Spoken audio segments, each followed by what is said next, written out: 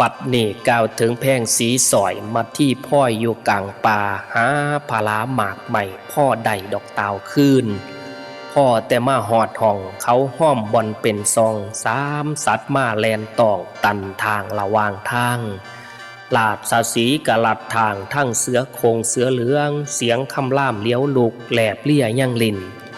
ดังสีกินทะย่านเต้นเลี้ยวดูคูตะคอกงัดซี่ยุดอยู่หยิ่งค้าก่าวกะบอไปปงกะตาหมากใหม่ปะนมหนอบบั้นท่าขอมาฆ่าขึ้นกับยาสตันทางนอง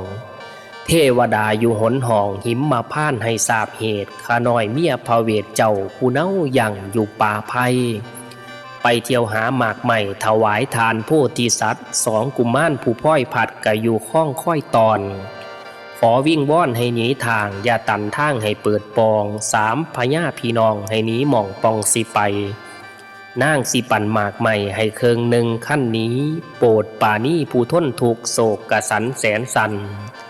เสือยังตันทั้งห้องลาดสสีเตอปากหากแม่นเทพทอนไทยมาแป้งกายไว้ทาลัดทาง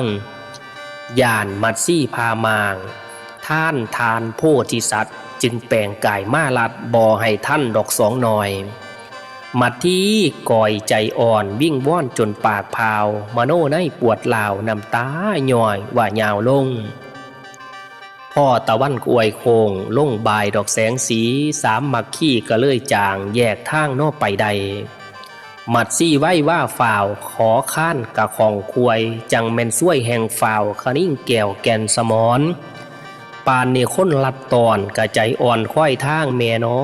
นางทั้งเดินขนิ่นน้ำแลนซ้ำกับป่านนั้นจนตะวันแสงคอยจังถึงดอยเขตด่านสองกุมารลูกแก้วแม่มาแล้วเจ้าอยู่ใส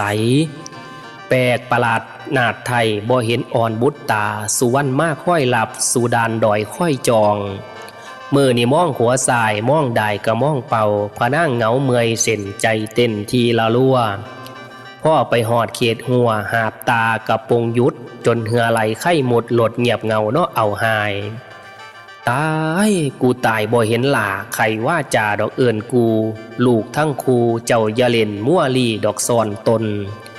แม่มัดซี่แลนคนเอิญเอ่ยดอกไขจ่าแลนกลับไปกลับมาคูสถานดอกล้านกวง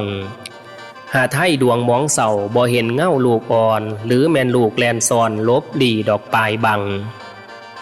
หรือเจ้าสั่งสีงอนหนาว่าม่านด่าดอกน่านเต่าสันบ่แม่ว่าสิไปฝ่าวพัดเลยสาวกาวแถลงบ่แม่นแม่ตั้งแกงแม่นี่แหงอยากขึ้นกับข้ามแต่ว่าล่างหากมาทับจังคอยมาออกป่านนี้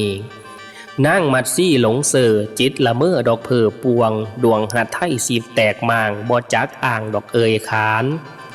คืนกับคูนพระพีทานให้เอื่อนอ่านดอกทุ่นถามสองคนง่ามไปใส่นออีพอคุ้นผู้บุญลน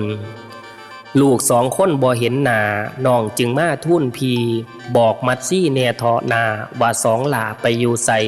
พี่พระเวทเอ้ย